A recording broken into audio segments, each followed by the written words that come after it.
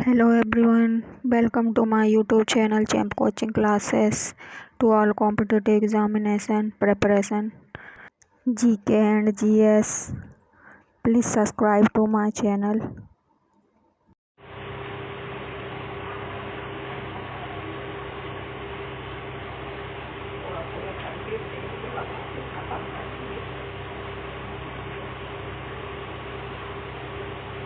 Hello everyone, आज का हमारा टॉपिक है भारत की कृषि। भारत की कृषि ज़्यादातर वर्षा पर आधारित है।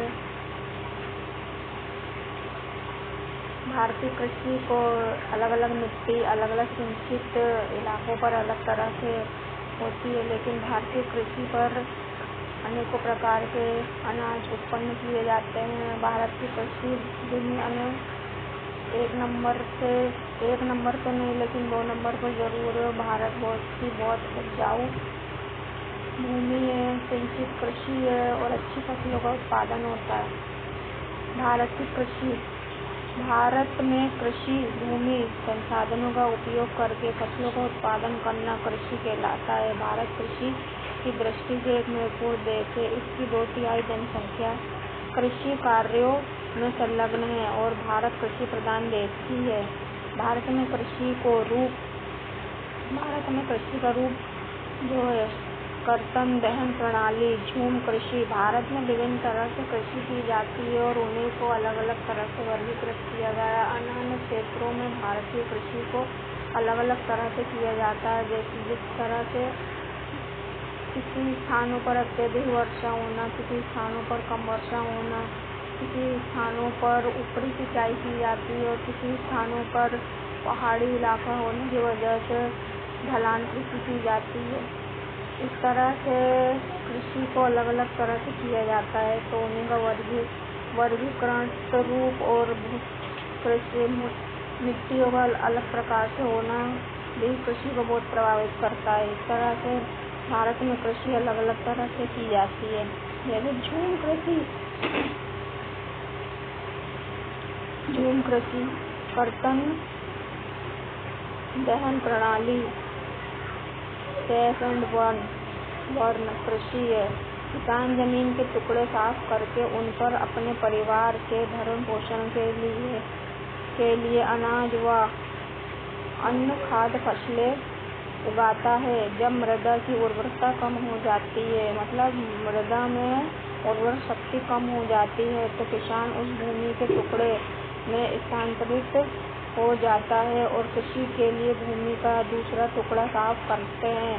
कृषि के इस प्रकार के स्थानांतरण कृषि से प्राकृतिक प्रक्रियाओं द्वारा मिट्टी की उर्वरता शक्ति बढ़ जाती है। मतलब अगर किसी स्थान की मिट्टी उर्वरक क्षमता वहाँ पर कम हो गई है, तो जो वो किसान होता है वो परेशान हो जाता है, तो वो एक स्थान से दूसरे स्थान चला जाता है और जहाँ पर उसे अच्छी जमीन या अच्छी उपजाऊ शक्ति वाली मिट्टी मृदा दिखाई देती है, उस स्थान की साफ सफाई करके वहाँ के कचरे को जलाकर फिर वहाँ पर फसल उगाता है, तो उसी को ही झूम कृषि का दर्जा दिया गया है। देश में विभिन्न भागों में इस प्रकार की कृषि को विभिन्न नामों से जाना जाता है। उत्तर पूर्वी राज्यों में असम, मेघालय, मिजोरम और नागालैंड में इसे झूम कहा जाता है। मणिपुर में पागलू और छत्तीसगढ़ में बस्तर जिले और अंडमान निकोबार द्वीप में दीपा कहा जाता है। झूम कृषि ज़्यादातर उन इलाकों में की जाती है जहाँ पर आदिवासी अंचल पाए जाते हैं, अर्थात जो झूम कृषि की परंपरागत प्रणाली है वो आदिवासियों द्वारा की जाती है। गहन जीविका कृषि, इस प्रकार की कृषि उन क्षेत्रों में की जाती है जहाँ भूमि पर जनसंख्या का दबाव अधिक होता है। यहाँ श्रम गहन होती है, जहाँ अधिक उत्पादन के लिए अधिक मात्रा में रासायनिक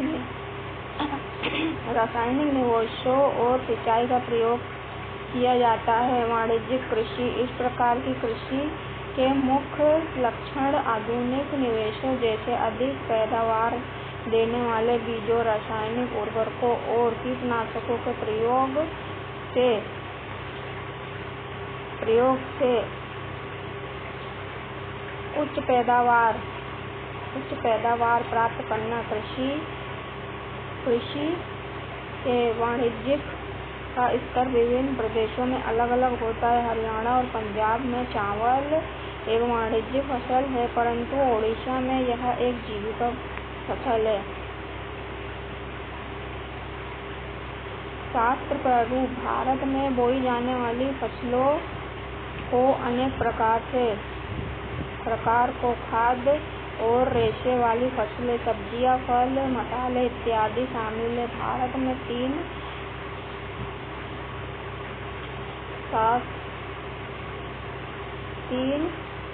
शास्य ऋतुएं हैं। पहली रबी, दूसरी खरीफ, तीसरी जायद। रबी फसल शीत ऋतु में अक्टूबर से दिसंबर के मध्य बोया जाता है। यह